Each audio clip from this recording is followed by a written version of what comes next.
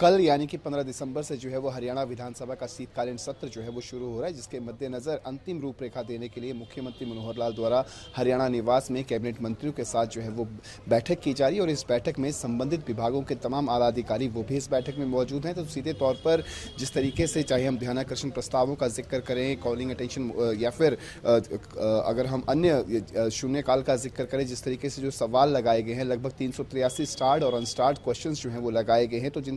जो सवाल लगाए गए हैं उनका जवाब जो है वो सीधे तौर पर कितना ब्रीफिंग जो है वो की जानी चाहिए, इन तमाम चीज़ों को लेकर जो है वो खुद मुख्यमंत्री मनोहर लाल जो है वो कैबिनेट मंत्रियों के साथ बैठक करें और ब्रीफिंग जो है वो की जा रही है, ताकि जो सवाल लगाए गए हैं उनका जवाब जो है वो बखूबी दिया जा सके। जी अच्छा रवि, इस बार कुछ अलग है क्या? सिटिंग अलग है इस बार या पहले की तरह ही है? कोई ऐसी जानकारी?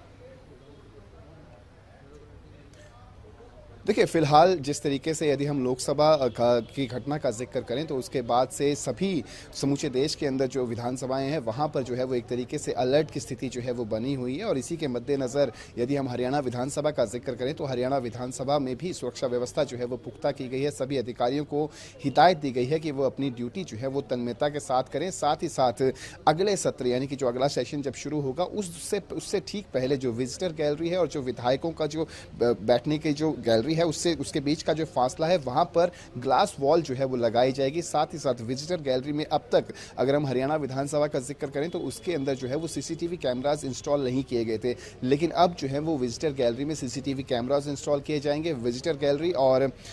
विधायकों के जो जहां पे बैठते हैं उसके बीच का जो फासला है वहां पर एक ग्लास वॉल जो है वो बनाई जाएगी, ताकि सुरक्षा के जो है वो पुख्ता बंदोबस्त जो है वो किए जा सके। लेकिन उससे ठीक पहले यदि हम इस बार के शीतकालीन सत्र का जिक्र करें तो इस बार का शीतकालीन सत्र को लेकर जो है वो तमाम अधिकारियों को दिशा निर्देश दिए गए हैं। साथ ही साथ विजिटर गैलरी में 4 अधिकारी जो है वो मौजूद रहेंगे, जो कि नजर बनाए रखेंगे कि विजिटर गैलरी के अंदर कोई भी उपद्रवी जो है वो इस तरीके की घटना को जो है वो अंजाम न दे सके। जी अच्छा रवि, एक और सवाल आपसे, क्योंकि बिजनेस एडवाइजरी कमेटी की बैठक में भी अब मोहर लग चुकी है सत्र की अवधि को लेकर, क्योंकि विपक्ष लगातार इसकी अवधि को लेकर सवाल खड़े कर रहा था, तो क्या कोई बयान विपक्ष की तरफ से भी सामने आया इसको लेकर?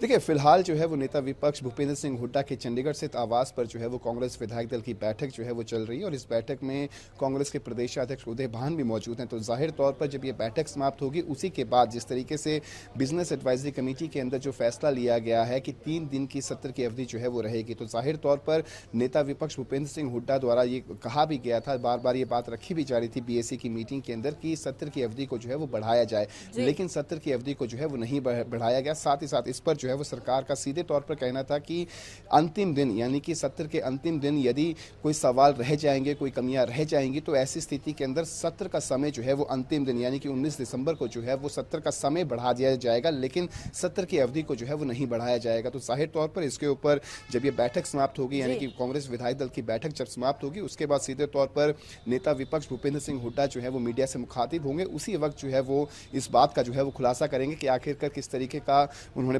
प्रावधान रखा था और क्या कुछ जवाब जो है वो सरकार की तरफ से दिए गए।